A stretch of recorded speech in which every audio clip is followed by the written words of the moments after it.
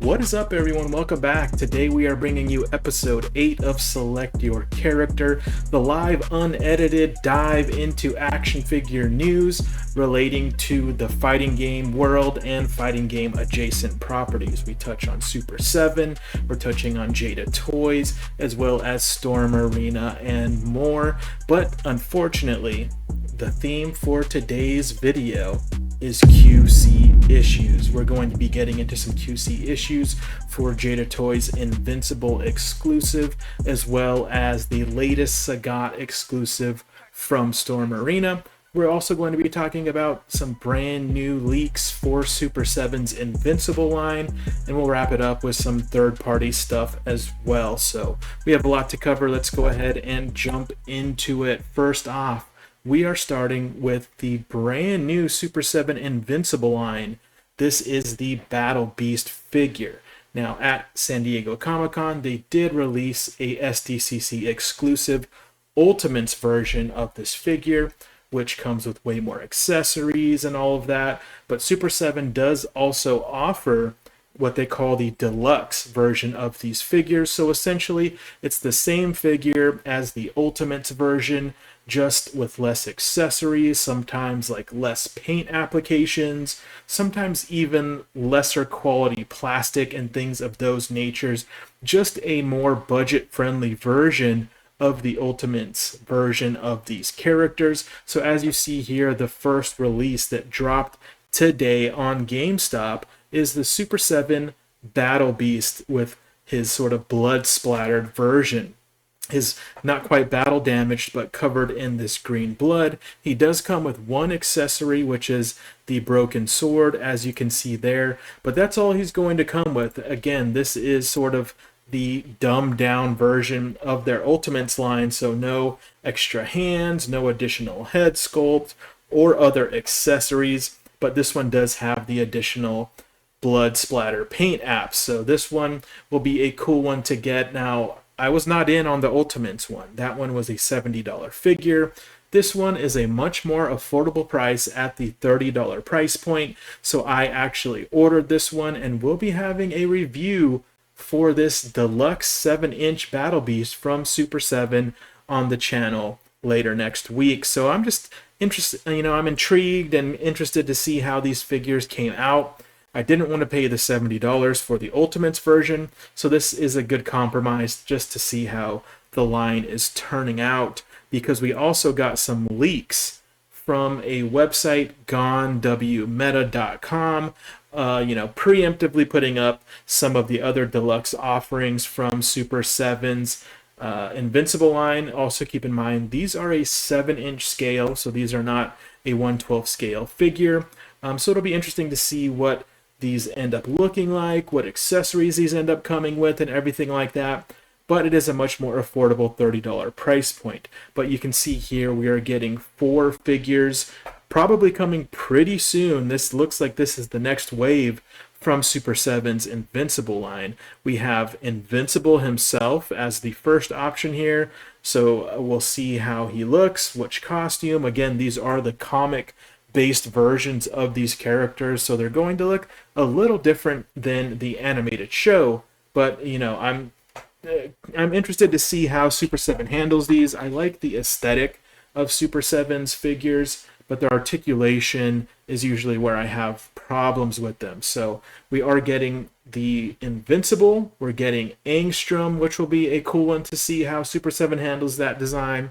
We're getting a Alan the Alien and a Thrag. So really solid first wave coming out of Super 7 for their Invincible line. I'm not sure when these are supposed to be dropping. I think the rumor was that these should be dropping by the end of the year.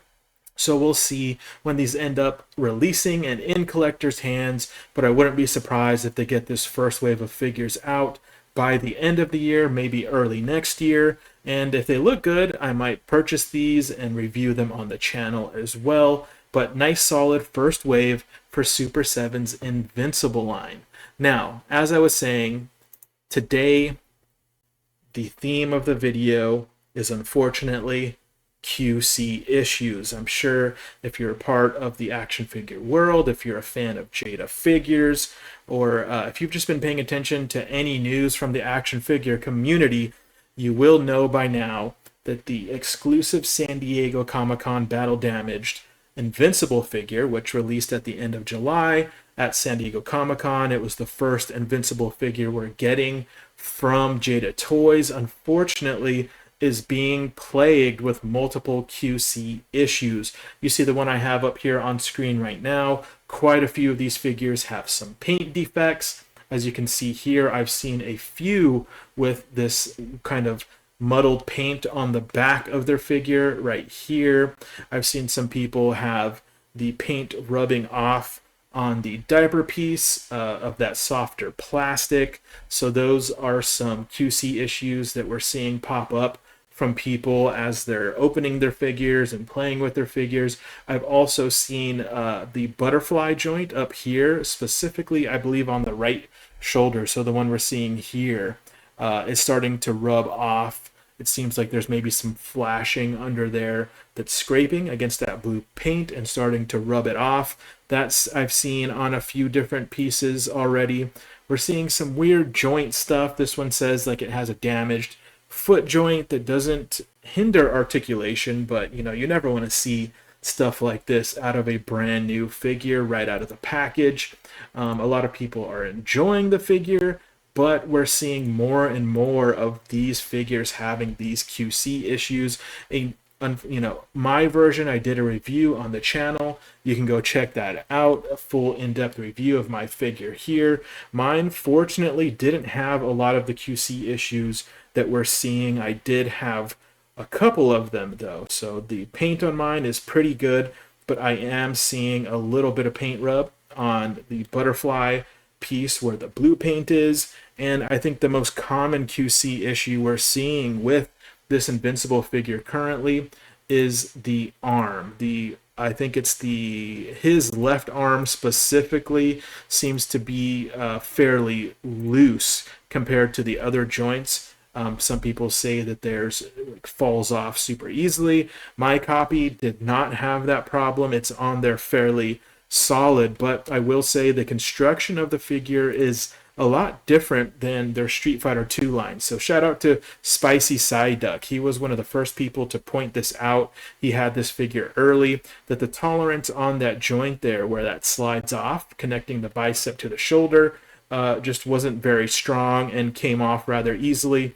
It can pop back on very easily as well, but according to a lot of people, theirs is just too loose and pops off way too easily. Mine did not have that problem, but this seems to be a wide-running issue as far as QC for a lot of these figures that came out of Jada Toys for this battle-damaged Invincible figure. So that is unfortunate. Now, the construction, as I was saying, this is not like their Street Fighter 2 figure. Their Street Fighter 2 figures had a different joint setup where they had more of the mushroom joint, which is a much more solid connection. Like those things, you can't even really pull them apart if you wanted to. This one seems to be designed to be able to pop off. Some people are saying, oh, it's to pop it off so you can swap arms with the other version, and it's like that, and that feels like cope a little bit, but I do think that these arms were meant to be able to pop off. If it's to switch it around or switch versions, I don't know, but you know, this does feel more like a SH figure art style figure with their articulation set up. So if you have any of the SHF stuff, you know, their arms are detachable from the shoulder a lot of times to like put on their cross arm, different things like that, where the construction isn't set up for it to be like a super solid permanent connection. So, you know, but even if that is the case, I think a lot of people's are still just too loose and the tolerance isn't where it needs to be. You know, it is apparent that a lot of these things are popping up with the mishaps in the paint, with some of the joint tolerances, because this figure was rushed out early to get stock of this available at SDCC. So it is unfortunate that because they were rushing this product out to the market, we are dealing with some of these QC issues.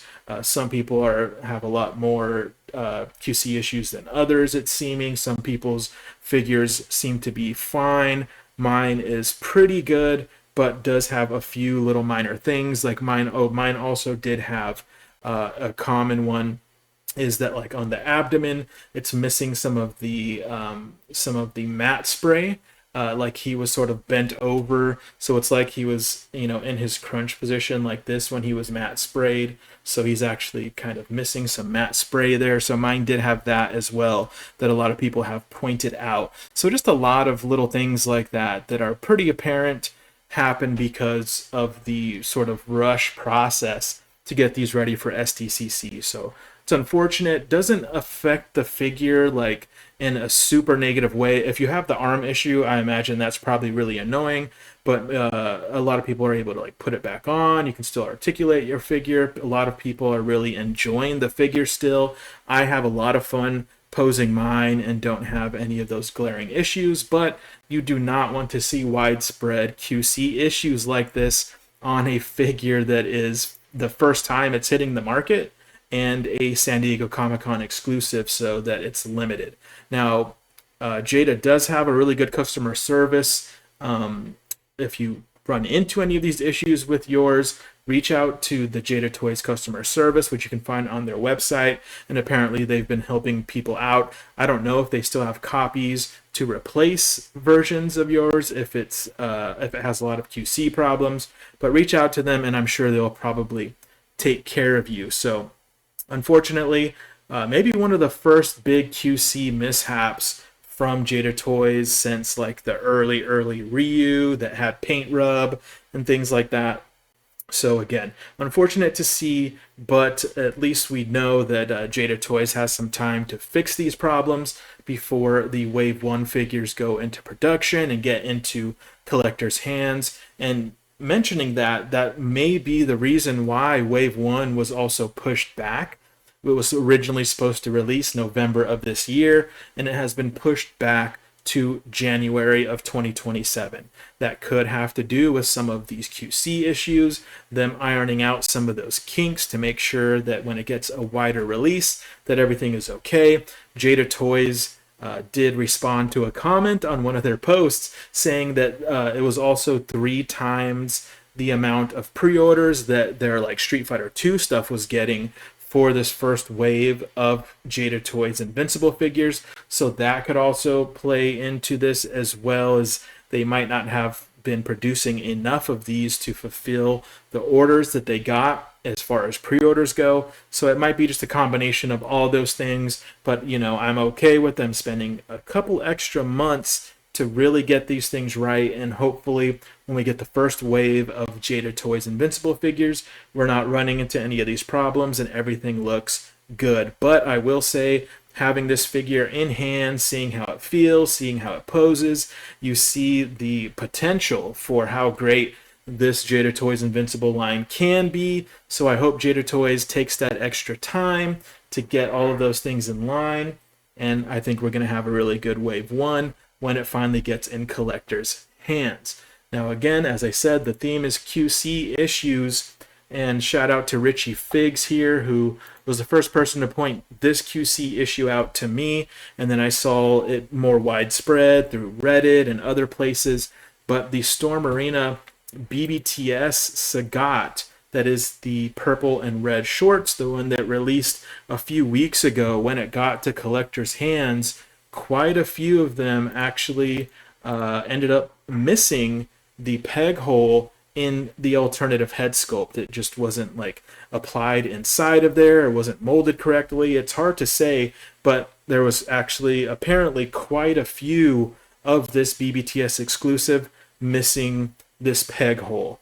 When I talked to Richie Figs, he had mentioned he reached out to BBTS customer service, who said they were reaching out to Storm to figure this thing out here. But apparently Richie Figs, when he had reached out to BBTS, they said that they had, this was like the first or second day these were getting in people's hands, they had like over 20 calls of people calling in about missing this peg hole in the alternative head. I guess there was also issues with like a very loose neck joint. So again, just these things when they're sort of rushing out some of these exclusive figures in small limited runs, I think it's a lot harder for them to get the QC and spend the time they need to get the QC right, and they end up missing some stuff like this or just taking some shortcuts to get these things out in time. But so that is an unfortunate reality of collecting action figures, but you never want to see that when you're spending your hard-earned money on these figures and are expecting them to come in a decent, condition.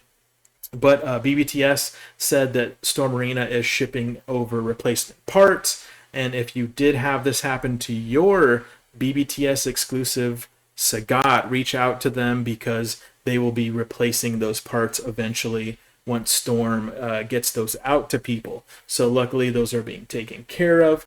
But again, you never want to see these kinds of QC issues with these limited exclusives when you're paying, like this Sagat, I think was like $65. So it's almost like a $70 figure with shipping and everything like that. The SDCC exclusive was like a $50 figure with shipping and super limited and super hard to get. So God forbid you pay aftermarket prices for these, where both of these figures can get up to over $100. And then you get it in hand and have some of these QC issues. But hopefully moving forward, we can minimize these QC issues out of Jada and Storm, but we'll have to wait and see. So that is why I did want to say that today's theme was QC issues. But let's move on from QC issues. Let's talk about a little bit more. We are not covering this Goro from King of Fighters on the channel. We are not getting him in. I am getting the Kyo and the Benimaru in, so I will do a review for those when those land. But we did end up passing on this Goro figure. I'm just not a huge fan of the character. Didn't play a ton of King of Fighters growing up. I actually did play, I believe it was King of Fighters 99, I believe, on PS1. I used to have that game. So I do like some of the characters, but not all of the characters. And this Goro was not one that really excited me, but it does look like a solid figure. People are starting to get this in hand. Spicy Psyduck, once again, giving a full review of this figure if you want to check it out for yourself. But I did want to mention one thing that I noticed, something that seems to be a bit of a problem in the Storm Arena figures that we've been getting as of late since Sagat. Charlie has this problem. Sagat has this problem. Who else? And now Goro has this problem. There might be another one as well. But they are not improving this ab crunch engineering. The figures where they're removing the hinge in the abdomen, which allows for really great articulation, they're still doing that sort of hidden hinge at the bottom that just really, really limits the amount of articulation that these things are getting from the ab crunch, which is unfortunate because, these are fighting game characters. You want to see them hit all the poses and move dynamically. And, I think there's this balance of aesthetic and engineering and articulation where I think Storm has sort of obviously taken the path of the aesthetic, where it's making things like this ab crunch be extremely lacking. And in this review from Spicy Psyduck, he mentions how they can improve this. He's kind of confused as to why they're using this articulation setup, because it's just super limiting for this figure. Like you can see here, like he gets barely any movement out of his abdomen, which is just very unfortunate. So hopefully we see Storm revisit this ab crunch situation with the engineering and improve, because aesthetically it looks good, but in the long run you want these figures to move super well also. So hopefully we can see that improved in future figures.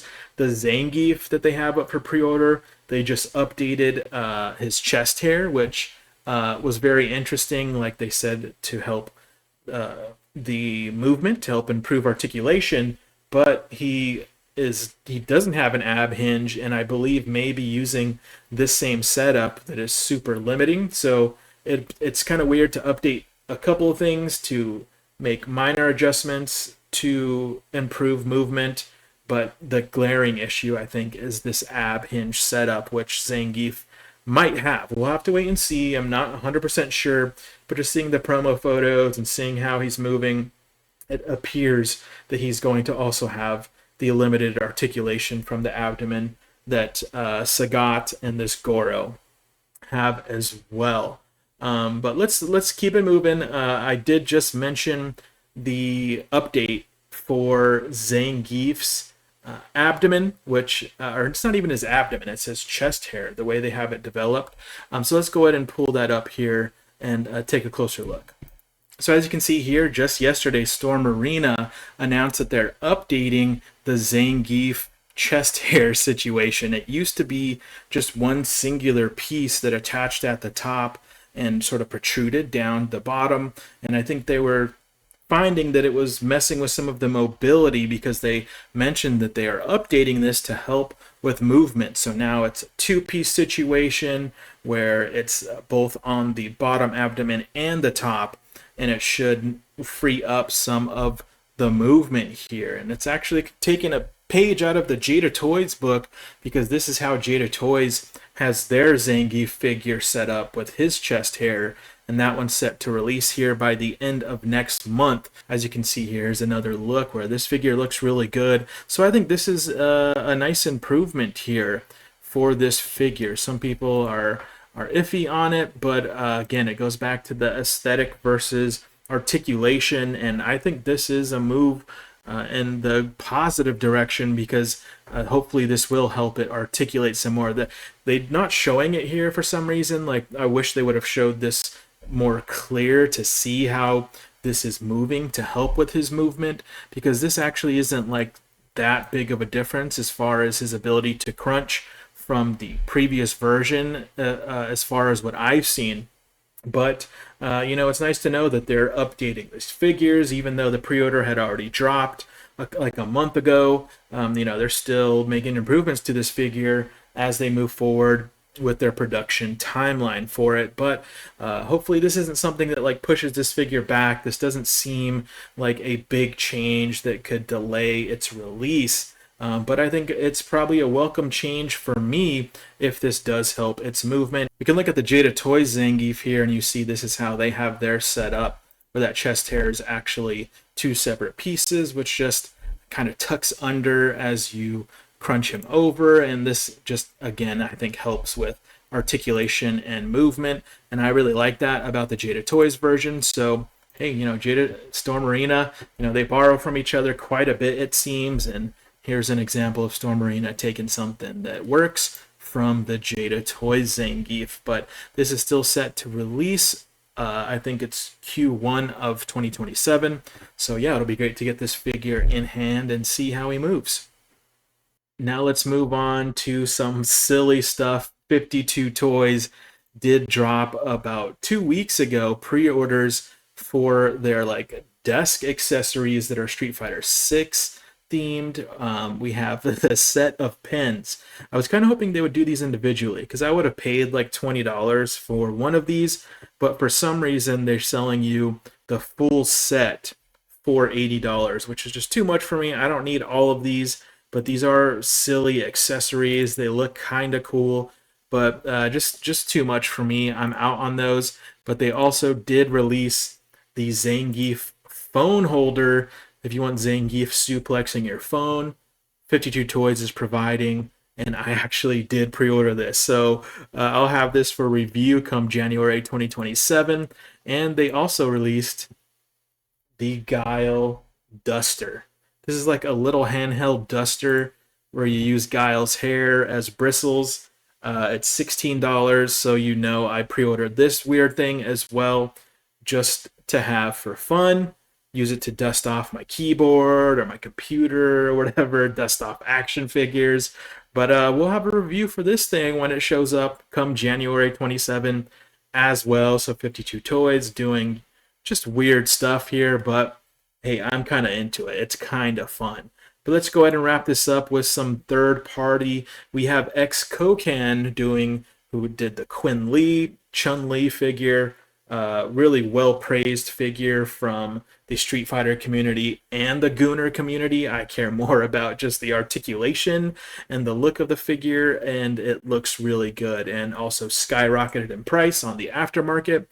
But now we're getting player 2 versions of that figure. They're Cyberpunk Fighters Club Blazing Rose. That is the red costume for this Chun-Li figure. Comes with these accessories, these hands, and then with the kit, they're calling it the Daybreak Kit, is where you have the accessories to turn her into Alpha 3 Chun-Li.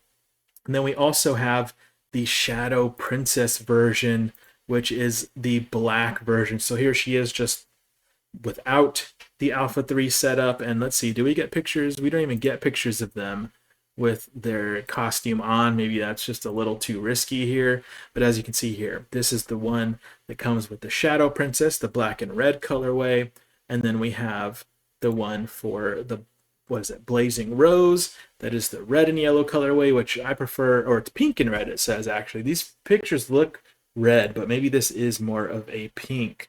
I was interested in possibly picking this thing up, but then I saw that the final price is going to be like $90 plus another $10. This is a $100 figure essentially, and I decided to pass. But if you did miss out on the Quinn Lee and you wanted one for your collection, here you go. You can get the player 2 alternate colorways in pink and yellow or black and yellow for your collection on 5K Toys, up for pre-order right now. And I believe this is set to release Q1 of 2027. So go ahead and check that out. You can also get the figure without the with the extra accessories to turn her into Alpha Chun-Li. If you just want like the base body, you can also even just buy the extra accessories for, it looks like it's $30 here. If you want those separately for, I don't know, just for your Quinn Lee figure that you already have or whatever. But for the full set of the figure and the extra accessories, you're looking at $90 plus shipping. Still cheaper than getting Quinn Lee off the aftermarket. So if you were in the market to pick up one of these figures for yourself, this is probably going to be the most cost-effective way you can do it if you wanted to check that out. But hey guys, that's going to wrap it up. We're wrapping it up on the third party today, and it's a good episode. Fortunately, some sour news. As I said, QC issues was the theme of today's episode. Unfortunately, plaguing some of the Invincible, the very first Invincible release for Jada Toys. Still really enjoy my figure, but a lot of people are unhappy of the QC issues that they're running into, and you can't blame them. You know, you go out of your way to get one of these exclusive figures, you pay a good amount of money for it, you don't want it to have QC issues right out of the box. So again, hopefully Jada Toys is ironing these things out as we speak to provide a quality release come Wave 1, which if you know Jada Toys, you know that's something that they're doing. I have faith that they will provide us a quality figure when that Wave 1 releases. And unfortunately, Storm Arena's last BBTS got a lot of people missing the neck joint, having loose neck, or missing the peg socket on their alternate head, having loose neck joints and things of that nature. Again, just something you don't want to happen on these super limited releases. So hopefully, guys, we can tighten things up over at Jada and Storm Arena. But that's going to wrap it up for episode 8 of Select Your Character. Thanks for spending some time with me here today. If you like this kind of content, be sure to like and subscribe, turn on that notification bell. This is the bi-weekly news segment on my channel where I do this live deep dive into brand new news. We have a lot of stuff that comes out every single week, so I have a lot of fun just talking about stuff that I normally wouldn't make an entire video for in this sort of format. But again, thanks for hanging out with me here today, and we'll catch you in the next one.